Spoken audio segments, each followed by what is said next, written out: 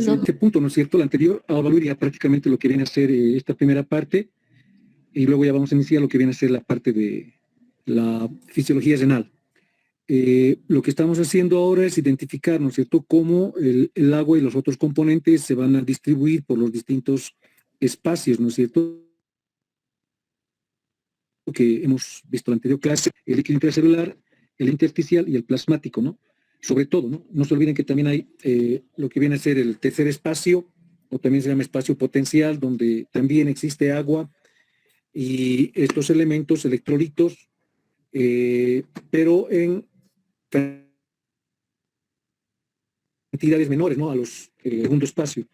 Entonces ahora complementamos lo que viene a ser la distribución de estos elementos, pero ya en el sentido más dinámico, ¿no?, más funcional. Entonces vamos a hablar de lo que vienen a ser las soluciones, ¿sí? Las soluciones que se forman en el plasma, que se forman en el intersticio, que se forma en la célula. A través de esas soluciones se va a dar esa dinámica de movimiento del agua, esa dinámica que es tan importante para que el agua y otros elementos puedan fluir, ¿no?, de un lado a otro. Vamos a decir, de la célula hacia el intersticio, del intersticio hacia y en sentido contrario, ¿no?, del plasma al intersticio, del intersticio a la célula. Y dentro de la célula, no se olviden, ¿no ve? La célula es una membrana grande, ¿no? Y dentro hay otras membranas, ¿sí? O sea, lo que vienen a representar las organelas. Entonces, estas organelas también, pues, van a hacer que haya un paso de una serie de elementos, ¿no es cierto? O sea, que puedan difundir una serie de elementos a través de esas membranas que están conformadas por el retículo endoplasma liso, el aparato de Golgi, los las mitocondrias, ¿sí? Entonces, las soluciones que se van a ir formando en los distintos espacios, que van a tener una dinámica de movimiento. No olviden que fundamental, importante, es que el medio interno esté en buenas condiciones, ¿no es cierto? Entonces, lo que se busca, lo que se quiere es también que a nivel de lo que vienen a ser los líquidos corporales,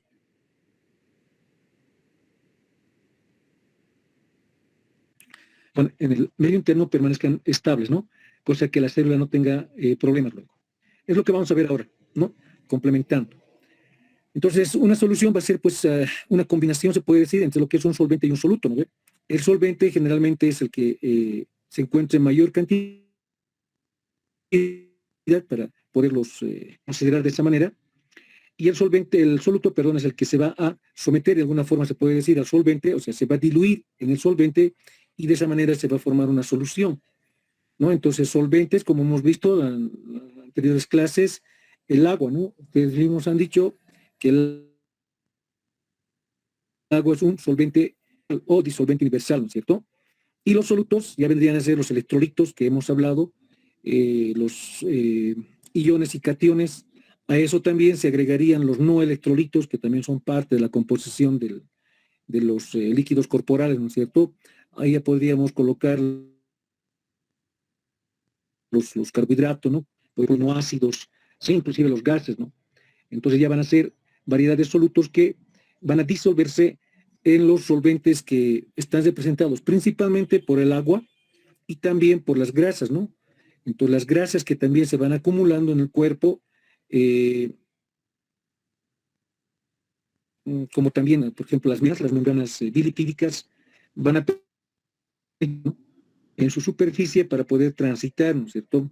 Y también de forma general, pues van a servir para principalmente entrar en interacción con los gases para poderlos disolver. Entonces, de esa manera también se van a formar otro tipo de soluciones.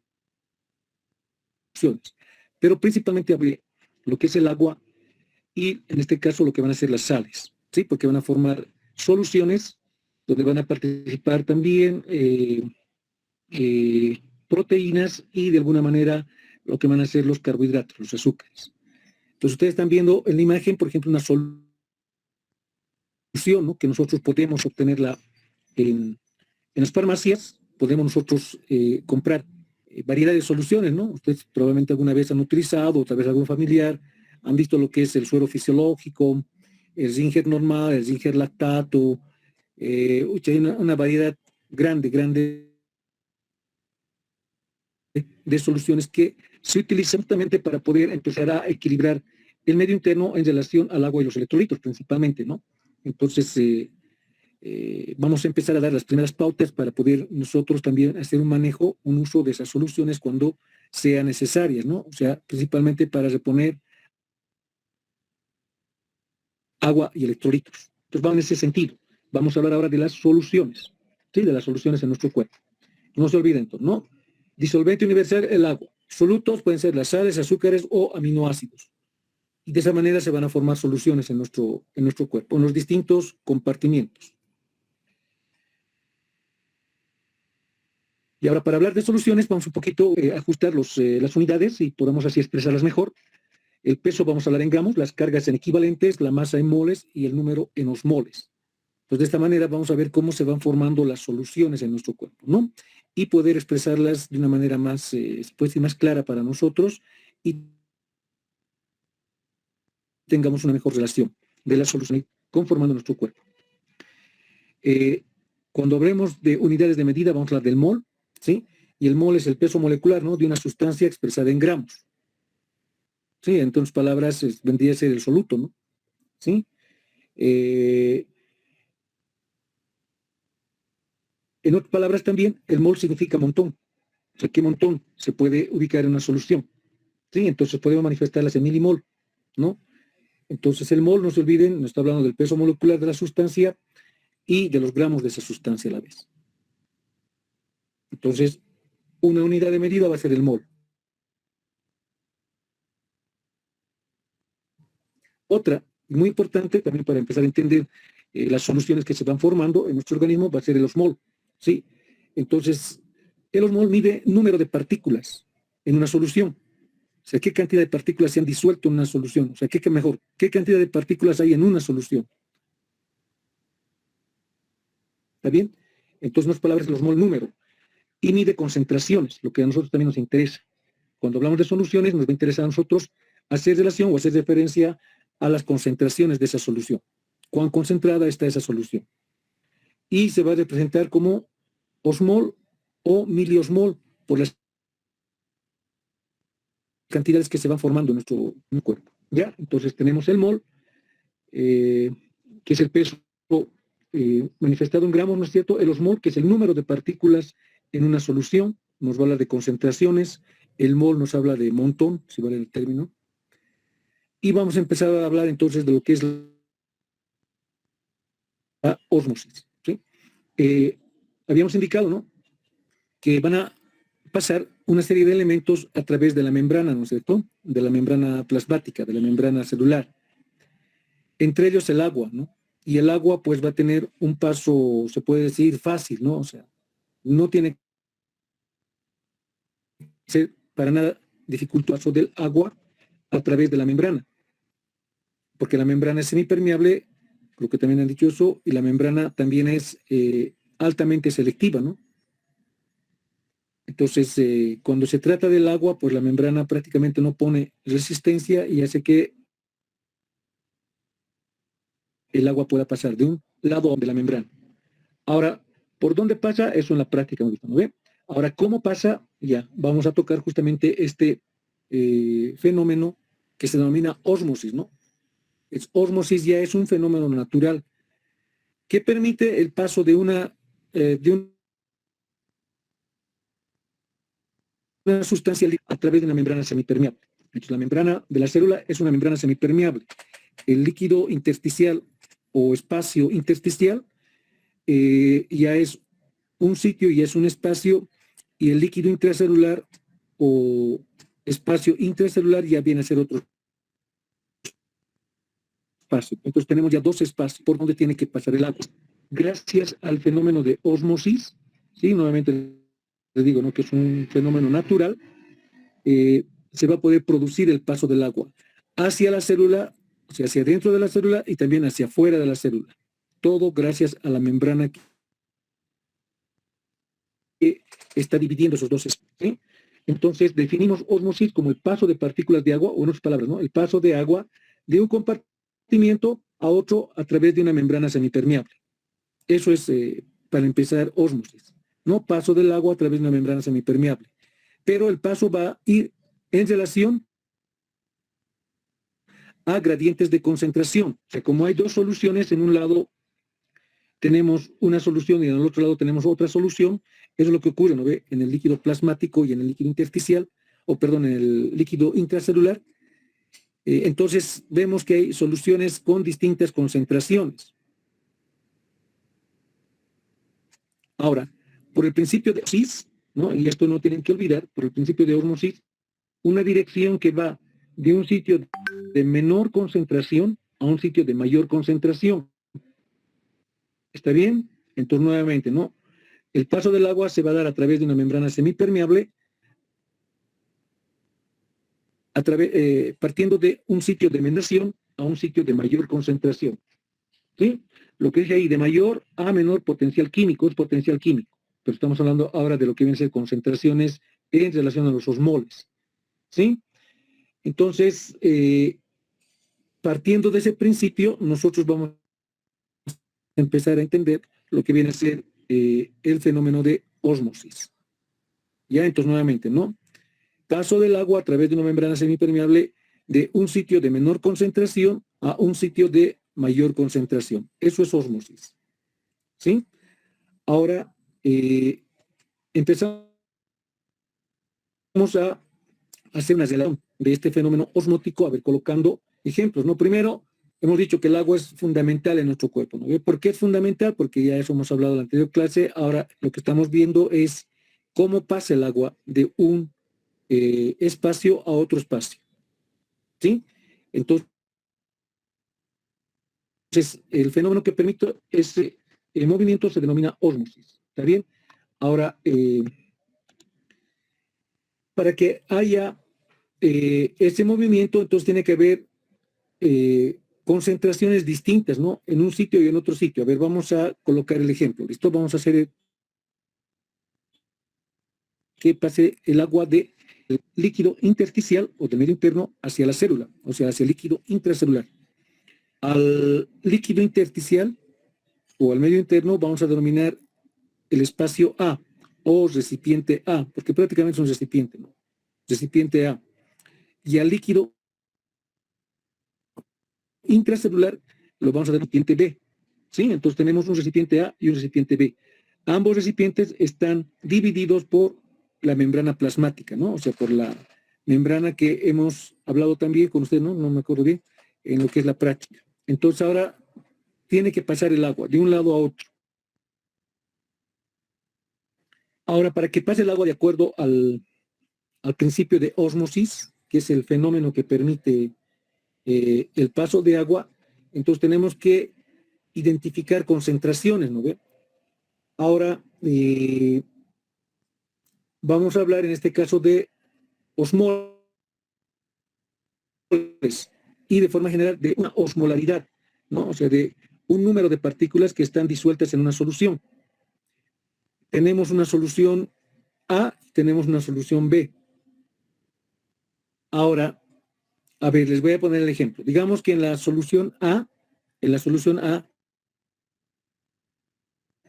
tengo cinco partículas disueltas. Y en la solución B, estamos hablando en este caso, digamos, de la célula, tengo 10 osmoles. ¿Ya? O sea, 10 partículas disueltas. Entonces, en la solución A tengo 5, en la solución B tengo 10. Entonces, de acuerdo al principio de ósmosis, ¿de dónde a dónde se irá el agua? ¿Del recipiente A al B o del B al A? En el A hay 5 partículas, en el B hay 10 partículas. Entonces, ¿de dónde a dónde se irá el agua? Del A al B. Del A al B, ¿no es cierto? Ya, está bien. Entonces ya me están empezando a seguir. Entonces, es lo que vamos a ver y es lo que ocurre continuamente en las células. Ahora, hablaremos justamente de esa cantidad de partículas que hay en el plasma. Ahora vamos a ver del plasma, también vamos a hablar del intersticio y vamos a hablar de las células, ¿no? Entonces, a esa cantidad de partículas que hay disueltas en el agua, en esa solución, se llama... Entonces, los elementos que participan en la osmolaridad, sobre todo van a ser el sodio, el potasio. Las proteínas, la glucosa, la urea y un tanto los fosfatos. Entonces tenemos electrolitos, sobre todo sodio, potasio. También se habla de cloro, porque el cloro ya va de la mano con el sodio, no forman sal, o sea, cloro de sodio. ¿Sí? Luego tenemos las proteínas que hemos visto, ¿no ve? En la anterior clase les mostré la concentración que hay en el plasma, en el intersticio y en la célula. Y luego a eso vamos a añadir la glucosa, ¿no? Que viene a ser otro elemento importante para la célula, para que pueda mantenerse en buenas condiciones, o sea, generar energía, ¿no? Entonces va a ser otro de los elementos osmóticamente activos, ¿no? Juntamente con la urea, en este caso la urea es representación de basura, ¿no?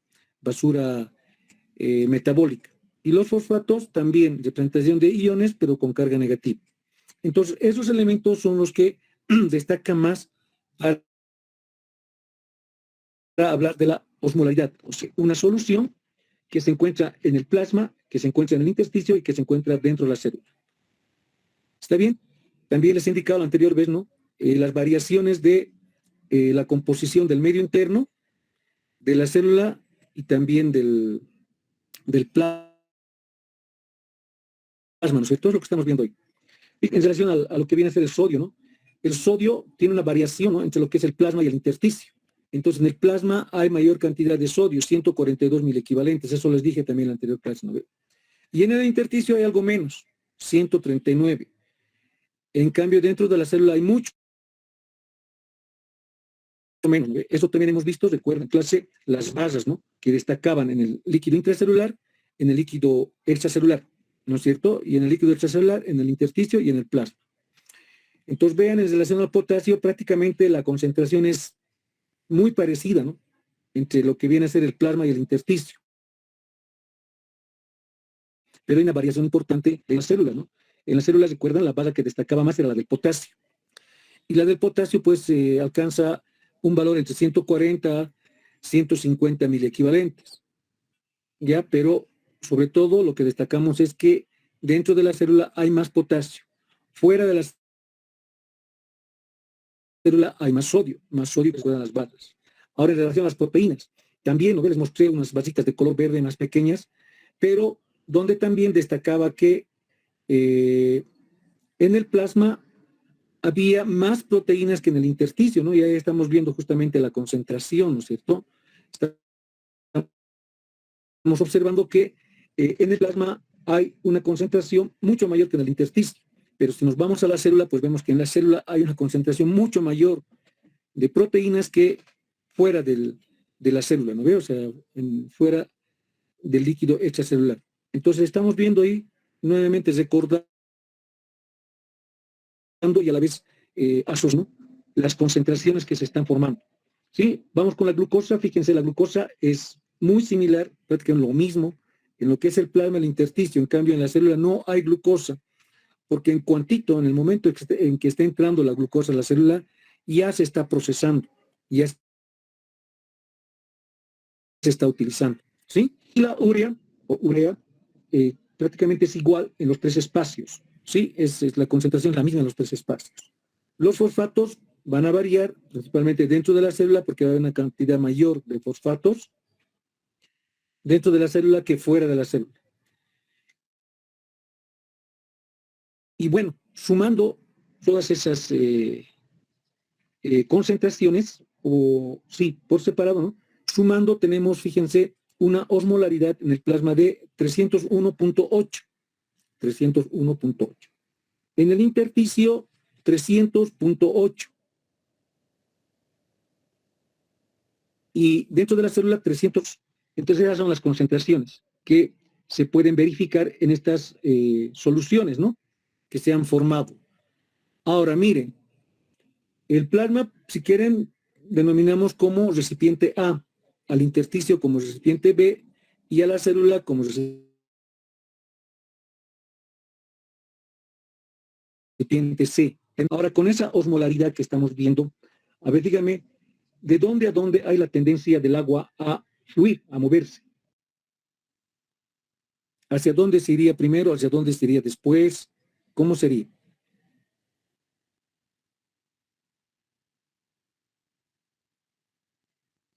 sería desde la fuente B a la C y de la C a la A. Ya, de la fuente B a la C, dices, ¿no ve? O sea, del intersticio a la célula y del intersticio al plasma, ¿no ven? Ya. Si vemos, la concentración en el plasma es mayor que en la célula, ¿no? Es 301.8 y en la célula es 301.2. La menor concentración es cierto, es en el intersticio, ¿no? Es 300.8. Entonces, la primera tendencia sería más bien que el agua se vaya del intersticio hacia el plasma, ¿no ve? Porque hay un mayor gradiente de concentración en el plasma. Y luego la otra tendencia sería que el agua del intersticio vaya a la célula. ¿Sí? Entonces, de esa manera, el agua que en el intersticio, mejor, la solución que hay en el intersticio va a tender a desplazarse primero hacia el plasma y luego hacia la célula. ¿Se dan cuenta? Pero no se olviden, ¿no ve? Que el agua es dinámica, está continuamente fluyendo de un espacio a otro. O sea, del intersticio entra a la célula, de la célula sale al intersticio, del intersticio se va al plasma, del plasma otra vez al intersticio y así se empieza un circuito. Ahora, pero ¿cómo se va a poder conseguir eso si es que las concentraciones son distintas? Ahora, como hay un dinamismo de movimiento del agua, también hay un dinamismo de los elementos osmóticamente activos. ¿Eso qué significa, no? Que el sodio, el potasio, sobre todo, son los que van a modificar esas concentraciones osmolares, esas osmolaridades, si vale el término. ¿Eso qué quiere decir? En un momento en el intersticio, la concentración de 300.8 puede cambiar a 301.8 o más, tal vez un poco más. Sí, entonces ya va a haber una tendencia distinta, ¿no? De que más bien el agua salga de la célula al intersticio. Y a momentos en el intersticio también va a haber una variación de la concentración de que puede entrarse a la célula. Entonces ya baja la concentración, entonces la osmolaridad también va a bajar. Entonces, gracias a ese movimiento del sodio, del cloro, del potasio, es que las soluciones van a empezar a modificarse. ¿Sí? Entonces, eso va a hacer que pueda haber un dinamismo entre los tres espacios, o sea, que el agua pueda fluir a través de los tres espacios y no ser así bien, como decirles, bien tajante, ¿no? El desplazamiento del agua, porque así estaríamos fregados, ¿no? Ahí ya estaríamos fregados porque la célula se estaría deshidratando y la célula podría colapsar, ¿no? Podría morirse. ¿Sí? Entonces tiene que haber un paso continuo de un sector a otro sector, de un espacio a otro espacio. Listo, entonces eso que están viendo en el plasma 301.8 se denomina osmolaridad plasmática. Eso es importante porque esa osmolaridad plasmática nos está dando también una pauta de lo que está pasando en el medio interno. Y ustedes van a solicitar en distintas circunstancias valoración de la osmolaridad plasmática, justamente para poder hacer una buena rehidratación. Esto lo van a hacer en cirugía, en pacientes traumatizados, no sé, en pacientes que estén con deshidratación importante por distintas causas, en pacientes que estén choqueados, en fin, se solicita en varias situaciones esta valoración de la osmolaridad, porque lo que queremos hacer, no se olviden, es mantener el medio interno en buenas condiciones. O sea, que no le falte agua al medio interno porque si no la célula puede colapsar. ¿Sí? Entonces empezamos a hacer esa relación de la osmolaridad. ¿Listo? Entonces ya estamos hablando de una solución. ¿No ven? Agua, y en eso están diluidos esos elementos, ¿no? Sodio, potasio, proteínas, glucosa, urea y fosfato. Listo, entonces ya como que ustedes han ido ya captando, entonces tenemos ahí justamente otra vez, ¿no? El ejemplo de lo que es ósmosis. Entonces tenemos dos soluciones, ¿no? Fíjense, están en un mismo tubo, en forma de uno, ¿ve? Pero separados por una membrana semipermeable. Entonces ya se han formado dos espacios, ¿no? El espacio A y el espacio B, muy parecido a lo que ocurre en nuestro cuerpo. Entonces, ahora por el principio de ósmosis, dígame, ¿de dónde a dónde se ve el agua? ¿Del recipiente A al B o del B al A? Del A al B. Eso, del A al B. En el B hay mayor cantidad de soluto, no se olviden, hay mayor cantidad de osmoles. Si contamos las partículas, entonces fácilmente nos damos cuenta que en el B hay mayor cantidad de partículas. Entonces, osmóticamente hablando, el recipiente B está más concentrado. O sea, tiene una mayor concentración, una solución más concentrada. Y en ese ejemplo está glucosa, o sea, lo que es azúcar. Entonces, el azúcar se va a mantener más concentrada en el recipiente B y va a empezar a salir el agua, o va a pasar el agua más bien del recipiente A al recipiente B. ¿Y hasta qué momento pasará el agua, no? ¿Hasta qué momento piensan que va a pasar el agua? ¿O se va a vaciar el recipiente A? ¿Qué piensan?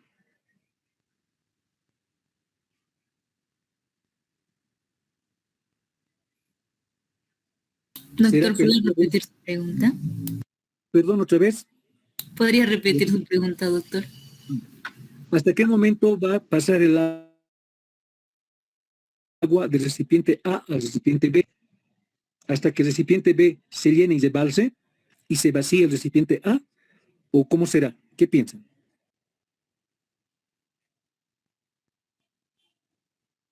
Ahí dice hasta que la osmolaridad del B baje. Ya, está bien esa respuesta, está bien. Está bien. Entonces va a haber el paso del agua hasta que la solución del recipiente B se diluya. ¿Sí? Entonces, hasta ese momento va a pasar el agua. ¿En qué momento es eso? En el momento en que, dependiendo la cantidad de partículas que se tengan que diluir, queden disueltas. ¿Listo? O sea, depende de la cantidad de la acción. A ver, hagamos de cuenta que ustedes están tomando su taza de café, ¿no ve? Y resulta que ustedes, por decirles algo, se colocan una cucharilla de azúcar en la taza. Eso es su hábito. Pero por descuido han colocado 3 cucharillas. ¿Sí? Entonces resulta que la taza de café ya está más saturada, ¿no ve? O sea, tiene más cantidad de soluto. Ahora, ¿qué hacen ustedes para poder tomar esa taza de café?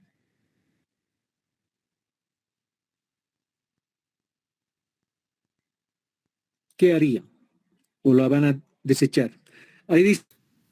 Agregamos agua, doctor. No se interesa aumentar agua, es lógico, ¿no ve? Se aumenta agua para que la osmolaridad, para que la concentración se diluya.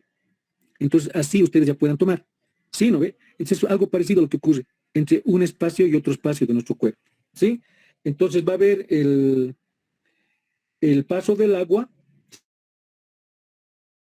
y como ustedes han dicho, de la solución A hacia la B, hasta que se pueda conseguir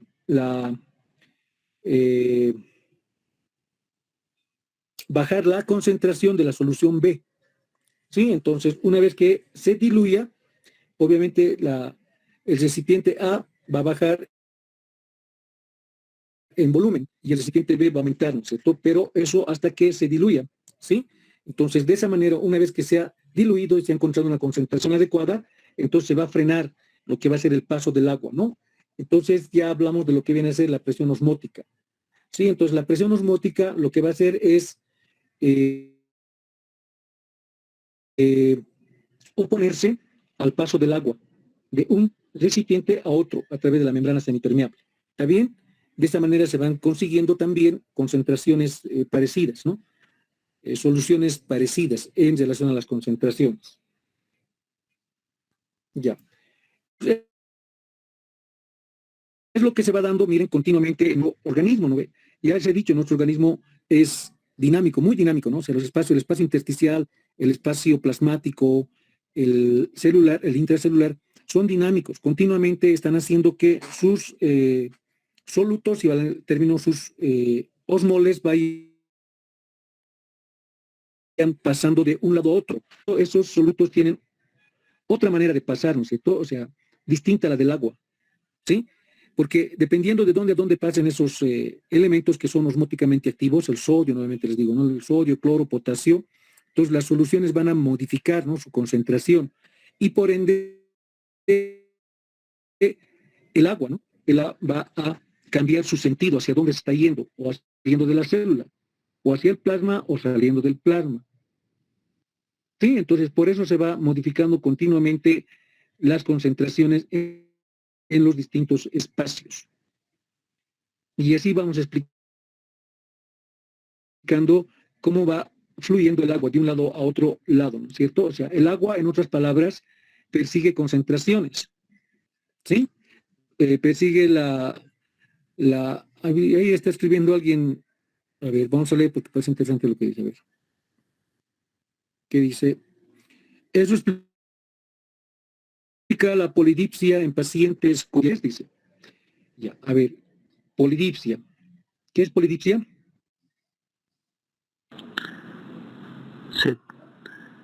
Sed, ya. ¿No? La ingesta mayor, sí, porque la concentración que se está formando en el plasma y por ende en el medio interno en relación a la glucosa es grande, ¿no? Es mucho. Entonces, ¿qué tendría que pasar? Se tendría que salir el agua de la célula para poder diluir, ¿no ve? Esa concentración en el plasma y después en el intersticio y luego en el plasma. Y eso sería catastrófico para la célula, ¿no ve? Puede ocurrir eso y la célula ya empieza a tener problemas. Entonces, el mecanismo de la sed y entonces nosotros empezamos a consumir mayor cantidad de agua para diluir esa solución que está muy concentrada, ¿no?, en el plasma. ¿Por qué? Porque la glucosa, o sea, el azúcar no puede entrar a la célula. Y de esa manera nosotros vamos también tratando de equilibrar, ¿no?, esa osmolaridad que se da. Porque la osmolaridad, no se olviden, como está concentrando la glucosa, entonces está aumentando la osmolaridad, ¿no ve?, en base a la glucosa. Entonces ya no va a ser 300 la osmolaridad del plasma, ¿no? Va a subir, muchas veces sube catastróficamente, no puede subir hasta 400, 500 miliosmol, o sea, es algo terrible, ¿no?, que puede ya poner en riesgo inminente la vida del paciente. Bueno, entonces creo que me están captando lo que voy diciendo y eso está bien. Listo, entonces ya tenemos esa situación, ¿no?, de la dinámica del agua en relación al espacio o al fenómeno de ósmosis, ¿no ven? Entonces ahí tenemos los iones que son osmóticamente activos en que haya una regularidad del paso, participan en eso, ¿no es cierto?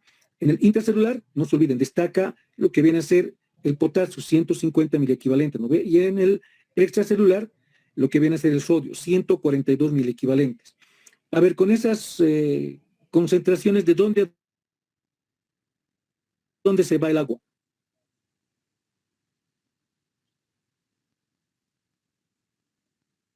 De afuera hacia adentro de la célula. De fuera Bien. adentro, Muy bien. europea. Del espacio extracelular o líquido extracelular al líquido intracelular, ¿no es cierto? Sí, así. Entonces, si va a ocurrir eso todo el tiempo, ¿qué va a pasar? Que la célula se puede hinchar y se va a morir.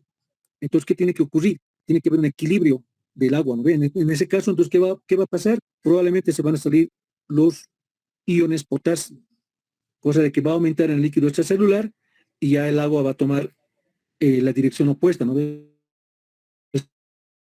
Se va a salirse más bien, ¿no?, de la célula intersticio. Y así es la dinámica que se va a dar continuamente para que el agua pueda fluir de un lado a otro, o sea, modificando concentración de soluciones, ¿sí? Yo creo que con eso ya queda más claro, ¿no ve? Entonces, a partir de eso vamos a decir que nuestro organismo mantiene una solución isotónica, ya de 300 milimoles por litro de solución. Esa es, de forma general, la solución que hay en mi cuerpo, una solución isotónica. En relación a mi cuerpo, vamos a poder encontrar soluciones hipotónicas y soluciones hipertónicas. Entonces, ¿qué significa una solución hipotónica? A ver, ¿qué significará? ¿Qué creen que significa? Por debajo de lo normal, que en este caso sería 300. Ya, una solución que esté por debajo de los 300 miliosmoles, ¿no? Entonces, una solución hipotónica va a ser una solución que tenga una concentración por debajo de 300 miliosmoles. Y obviamente, ¿no?, una solución hipotónica, la que esté por encima de los 300 miliosmoles, o sea, de lo que es la osmolaridad plasmática como tal. Sí, la osmolaridad plasmática es solución isotónica, eso no se olvide. Ahora, la osmolaridad del plasma puede variar de 270 a 300 miliosmoles. Sí, eso ya hablando de lo que viene a ser la homeostasis, ¿no es cierto? O sea, hay márgenes, hemos dicho, ¿no? En homeostasis hay márgenes de tolerancia. Entonces puede haber una tolerancia entre 270 a 300 miliosmoles. Tomamos como un valor de referencia para considerar mejor esta situación que estamos hablando, una osmolaridad de 300 miliosmoles por litro de solución de nuestro cuerpo, de nuestro plasma. Ya. Entonces, en ese sentido, les pongo, a ver, otras situaciones, ¿sí? Entonces, vamos a utilizar, ¿listo? Vamos a utilizar 3 soluciones. ¿Está bien? 3 soluciones, como están viendo ustedes ahí.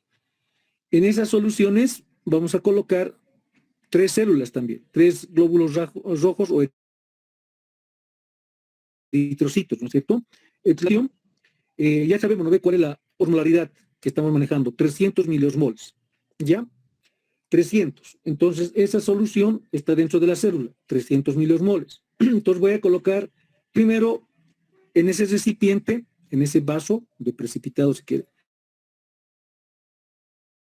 voy a colocar una solución con 2 miliosmoles. Entonces, voy a colocar una solución isotónica, ¿no es cierto? En el recipiente de la parte central, del medio, voy a colocar una solución que tenga mayor concentración, ya no 300 milosmoles, sino, a ver, digamos 400 milosmoles, ¿sí? Y en la tercera,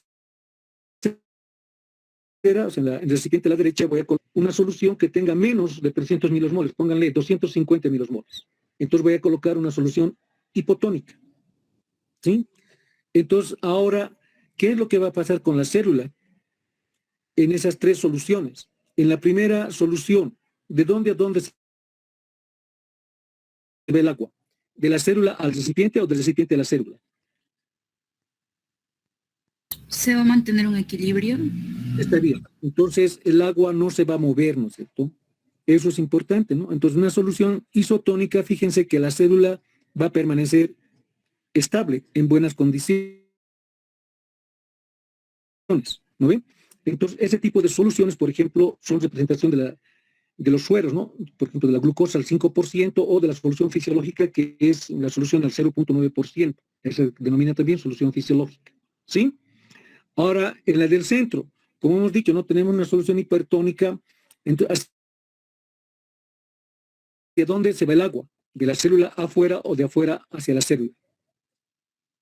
De la célula hacia afuera. Está bien, ¿no? De la célula al recipiente, también escribió alguien. Exacto, ¿no? Entonces, ¿qué va a pasar con la célula? La célula, en otras palabras, se va a deshidratar, ¿no ve? Y se va a morir, se va a lisar, ¿sí? Entonces, también hay soluciones, como les decía, son variadas en el mercado, se puede decir en la farmacia, si quieren. Por ejemplo, la solución glucosada al 0.9% es una solución hipertónica. Lo propio, la solución salina al 0.5%. O sea, hay una variedad de soluciones que son hipertónicas. Y luego tenemos lo contrario, ¿no? Una solución hipotónica, ¿ya? ¿Dónde está inmersa la célula? Entonces, ustedes ya están deduciendo, ¿no? El agua se va a ir del recipiente hacia la célula. ¿Y qué va a pasar con la célula? La célula, si entre comillas, se va a hinchar y se va a alisar, o sea, se va a morir. Igual, se va a producir un daño a la célula. Entonces, soluciones hipotónicas, por ejemplo, tenemos a la solución glucosada al 8%, la solución de cloruro de sodio al 2.9%, o sea, son soluciones hipotónicas. Ahora, este tipo de soluciones, como les digo, ¿no? Hay en la farmacia, si quieren, ¿no? En el mercado. Ahora, ¿por qué habla este tipo de soluciones, no? Porque estas soluciones nosotros las vamos a elegir en algún momento cuando queramos reponer agua y electrolitos. Cuando se esté la persona desequilibrando en relación al agua en su cuerpo. Como hemos dicho, ¿no? El agua es elemento fundamental. Si eso se altera, entonces puede haber un colapso, ¿no? De la célula y por ende nosotros, ¿no? Hagan de cuenta, no sé, a ver, una persona que haya sufrido un accidente de tránsito y se haya producido una herida, pero una herida de un vaso grande y esté sangrando. Entonces está empezando a perder agua, en otras palabras, ¿no? Porque el plasma es agua. Sí, está perdiendo sangre, entonces está perdiendo agua. Entonces, ¿qué va a pasar eso? Va a empezar a hacer que el medio interno se empiece a desequilibrar rápidamente en relación al agua, ¿no ve? Se está perdiendo agua y electrolitos, se está perdiendo una solución isotónica. Entonces, ¿qué tengo que hacer yo para poder salvar la vida de esa persona? ¿Qué tendré que hacer? ¿Qué creen? Recomponer los líquidos. Exacto, tengo que reponer los líquidos y electrolitos que está perdiendo la persona, ¿no? Sobre todo el líquido, el agua, porque el agua es vital, ¿no? Para que puedan funcionar también los otros sistemas. Entonces, ¿qué voy a hacer? Pues, lógico, ¿no? Tengo que poner suero, pero así ya. Sí, ¿qué tengo que buscar? Lo posible que sea una solución isotónica, ¿no? Porque está perdiendo agua y electrolitos en la misma proporción. Entonces le coloco una solución isotónica. Y le coloco a flujo rápido, ¿no? Así como está perdiendo sangre rápidamente, de igual manera tiene que entrar agua y electrolitos rápidamente para que no se desequilibre el medio interno. Porque si se desequilibra, va a ocurrir algo parecido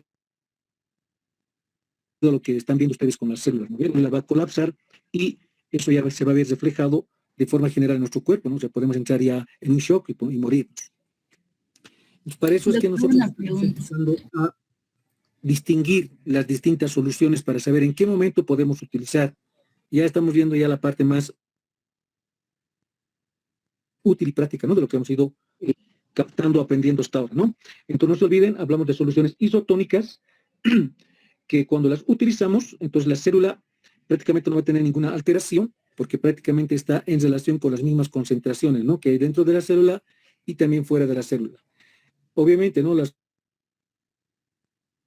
soluciones las utilizamos por vía real, ¿no? O sea, por sueros. O sea, colocamos un catéter, no sé, una aguja en la vena y empezamos a colocar este tipo de soluciones, ¿no? Entonces, las soluciones isotónicas hace que el volumen se mantenga constante porque las concentraciones son iguales, ¿no?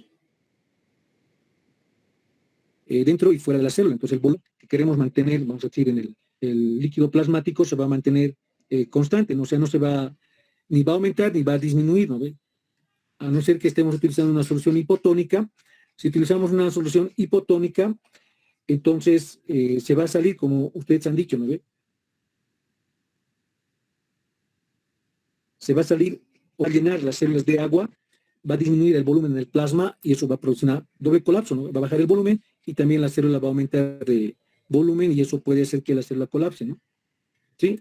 Y con una solución hipertónica, lo contrario, ¿no es cierto? Entonces la célula se va a deshidratar,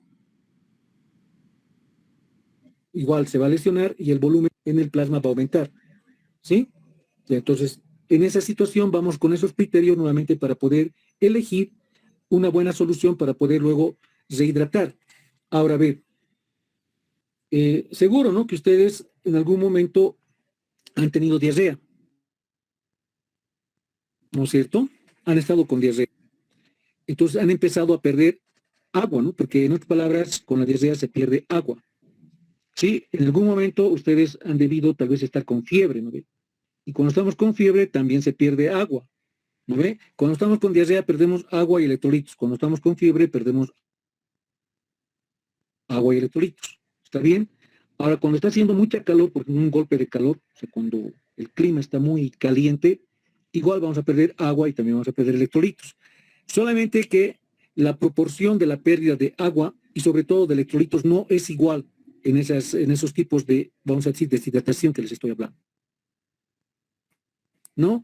Entonces, cuando estamos, por ejemplo, con diarrea y vómitos, o sea, un cuadro infeccioso, estamos con diarrea y vómitos, entonces perdemos agua y electrolitos en la misma proporción, algo así como cuando estamos con hemorragia, ¿no? Importante, perdemos agua y electrolitos en la misma proporción.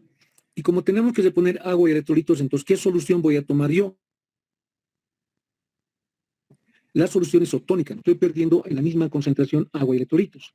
Pero cuando más bien empieza a haber un calor importante, un calor que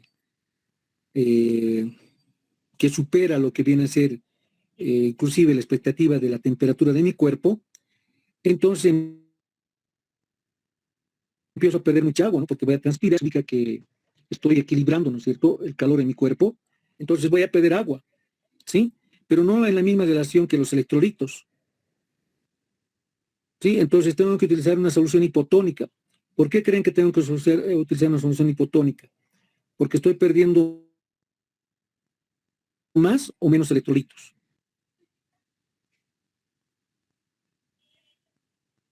Menos. Menos electrolitos Más y una solución hipotónica, perdón, más electrolitos. más electrolitos, ¿no? Porque estoy perdiendo cuando transpiramos,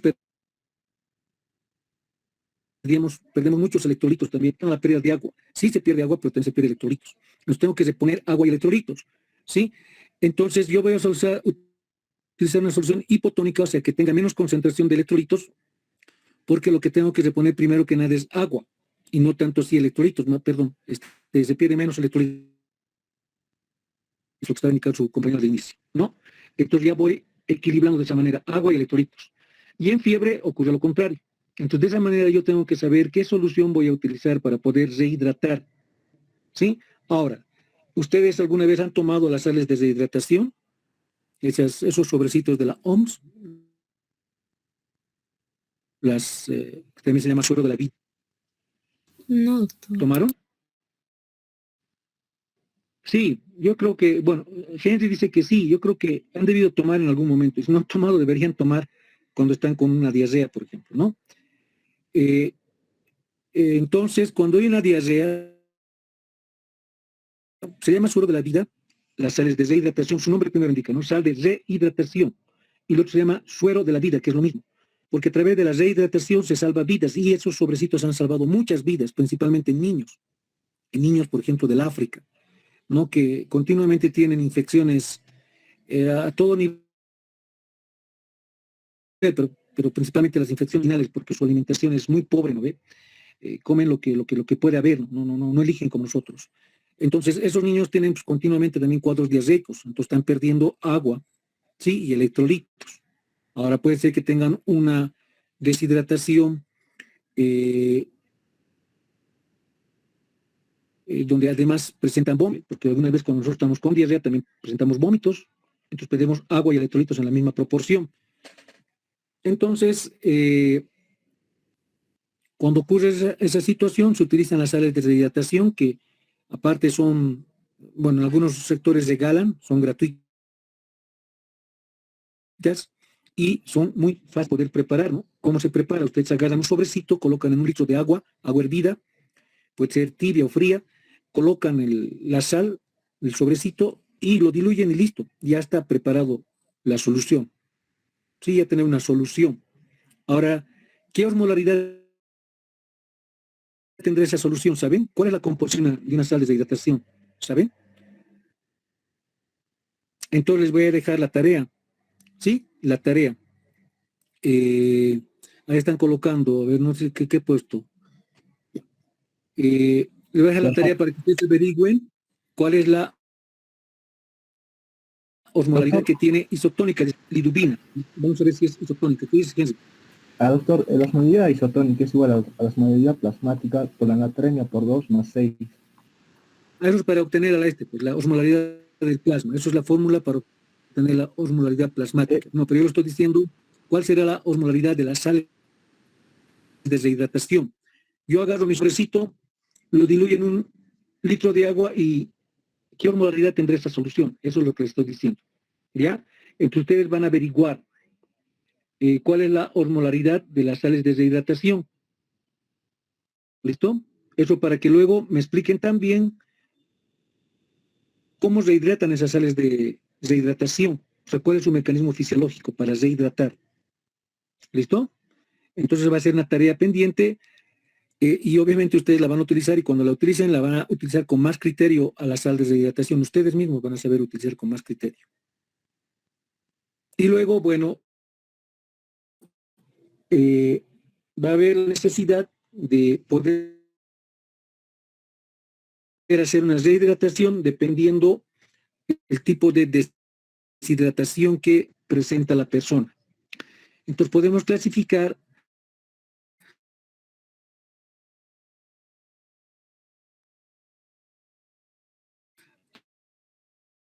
a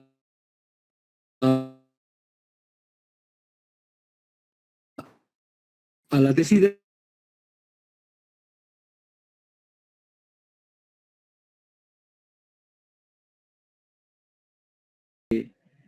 les he explicado hace ratito. Las isotónicas, las hipotónicas, las hipertónicas. Eso es cuestión de vida o muerte, les digo, ¿no ve? Entonces lo que vamos a hacer ahora va a ser calcular las pérdidas de agua y electrolitos que una persona tiene, dependiendo del grado de deshidratación que presenta. Entonces eso les voy a explicar yo y les voy a dejar también un documento en el grupo de WhatsApp para que ustedes puedan utilizar ese documento, leerlo y luego la subsiguiente práctica hagamos lo que viene a ser la reposición de agua y electrolitos. Entonces, para eso también se tiene que conocer lo que viene a ser la técnica de venoclisis, ¿no? Porque de nada sirve que ustedes hayan sacado sus cálculos bien y no sepan colocar suero. Entonces, igual nomás. Eso va a significar que el paciente se muera, ¿no? Porque no van a poder colocar sueros. Entonces, eso se hace una práctica, bueno, ustedes están en virtualidad, lastimosamente, entonces es una práctica en la universidad donde se hace justamente, ¿no? Hacemos también técnica de venoclisis y entre ustedes en los grupos formados se empiezan a rehidratar. Pero con ustedes vamos a hacer de forma teórica, principalmente lo que viene a ser el cálculo de reposición de agua y electrolitos, cuando existe una deshidratación. Y deshidratación es, todo el tiempo, ¿no? Principalmente en niños. Y los niños son los que van a tener el mayor riesgo, ¿no? En lo que es deshidratación, porque, como sabemos, ¿no? 75% de su peso, agua. Entonces no es lo mismo que un niño pierda agua a un adulto, ¿no? El niño se va a descompensar más prontamente, ¿no? Porque tiene mayor relación, o sea, mayor proporción de agua en su cuerpo. Entonces, por eso tenemos que saber rehidratar. Bueno, esto igual lo van a hacer ustedes en otras materias, en cirugía, por ejemplo, pero ya vamos a empezar ahora. ¿Sí? Entonces, ahí dice las modalidades de una solución. A ver, pregunta. Otra vez, sí. Lo que es escrito. Doctor, buenos días. ¿Las modalidades de una solución es equivalente a la presión osmótica? No es duda. Prácticamente, ¿no? Va en relación a la concentración de los osmoles para que la presión osmótica también varíe. Ahí hablamos del principio de Gibbs y Donan. Bueno, no lo estoy dando esa ¿Y qué diferencia hay entre... pero si quieres saber un poco más, entonces háblales sobre lo que viene a ser el principio de Gibbs y Donan para empezar a entender esto de las concentraciones. Pero sí tienes relación, obviamente, la osmolaridad de una solución por la concentración de sus osmoles, ¿no? De la solución formada. ¿Cuál es la diferencia entre la presión osmótica y la presión osmótica efectiva? Esa parte no... Existe una presión, no te escucha muy bien, existe una presión hidrostática, ¿no? Que es ejercida por el corazón, ¿no? La presión osmótica es una presión que es ejercida más bien por las proteínas del plasma, cuando hablamos de presión osmótica. Generalmente las proteínas son las que van a ejercer la presión osmótica. Sí, ¿y cuál sería la diferencia con la presión osmótica? En mayor proporción. Entonces, la presión hidrostática, a ver, te voy a hablar un ejemplo, hace que, por ejemplo, el agua se salga de los capilares. Y la presión osmótica hace que el agua retorne hacia los capilares. Entonces, existe una relación para que haya movimiento, porque estas presiones se van a dar para que haya movimiento del agua, ¿no? Entonces, la presión osmótica, en el caso de los capilares, ¿no? Hace que el agua retorne hacia el capilar una vez que se sale al intersticio. La presión osmótica oncótica, o sea, de las proteínas del plasma a nivel capilar, es de 28 milímetros de mercurio. Y fuera del plasma es de 3 milímetros de mercurio. Entonces ahí estamos hablando de dos tipos de presión, ¿no ve? Una presión mayor en el plasma y una presión menor en el líquido intersticial. Entonces por esa diferencia de presión, entonces va a hacer que el agua empiece a ingresar hacia el plasma. ¿Sí? Pero la presión osmótica se va a oponer al flujo de agua una vez que ya se haya obtenido las concentraciones parecidas, ¿no? Entonces la presión osmótica se opone al flujo del agua. En cambio, la presión hidrostática favorece el movimiento del agua. Son distintos, dos criterios distintos, ¿no ve? Uno en relación con la presión ejercida por el corazón, en relación de este fenómeno de ósmosis, ¿no? Del paso del agua a través de una membrana semipermeable. Ya, doctor. ¿Cuándo utilizaría la presión osmótica efectiva? No te estoy escuchando bien. ¿Cómo dices? ¿A cuándo utilizaría la presión osmótica efectiva? ¿Cuándo sería muy recurrente usarla? ¿Cuándo sería muy recurrente? No te entiendo. Sí. ¿Cuándo sería lo más apropiado usarlo, la presión osmótica efectiva? La presión adecuada es pues la presión isotónica, ¿no? La que les he explicado, o sea, la presión que mantiene nuestro organismo, ¿no es cierto? O sea, la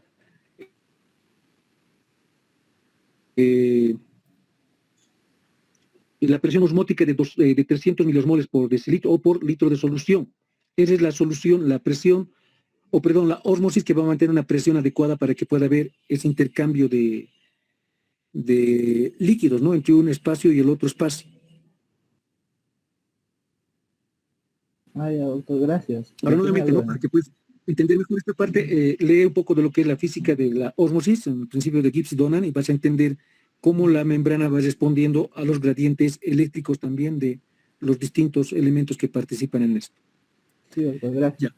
Hasta luego. Entonces, para que nosotros podamos tener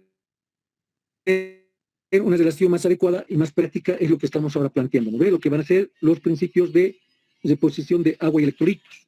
Entonces, eso les voy a explicar, bueno, hoy pensaba explicarles, pero nos vamos a tener que llevar un tiempo más para que ustedes puedan hacer ya los cálculos de deposición y entender cómo se deponen agua y electrolitos. ¿Sí? Esto nuevamente les digo, ¿no? Salva vidas, ustedes inclusive en la familia, porque en cualquier momento se presentan los cuadros de deshidratación, principalmente por diarreas puede ser, y si es que tienen algún hermanito, qué sé yo, sobrino, qué sé yo, entonces ustedes ya podrían hacer un primer acercamiento para poder hacer una reposición y no dejar que el desvío y el riesgo también, no los niños. Entonces lo que vamos a hacer, la siguiente, por eso van a leer el documento que les voy a dejar en el grupo de WhatsApp, y eso ya vendría a ser la subsiguiente práctica, ¿no? Entonces con ustedes ya hacemos homeostasis, ¿no ve? Mañana nos toca eso. Sí, doctor. Ya. Entonces mañana hacemos homeostasis, pero todavía no han dado el examen de sobre la célula, ¿no ve? Entonces mañana van a dar el examen, todos, conéctense a tiempo, por favor, porque si no, no van a poder luego dar el examen. Una vez terminado el examen, ya empezamos con la práctica de homeostasis y después de terminada esa práctica, vamos con la práctica de deposición de agua y electrolitos. ¿Listo? Y con eso ya hemos acabado esta primera parte y luego nos metemos a la fisiología renal. Entonces, ¿tienen alguna pregunta más, chicos?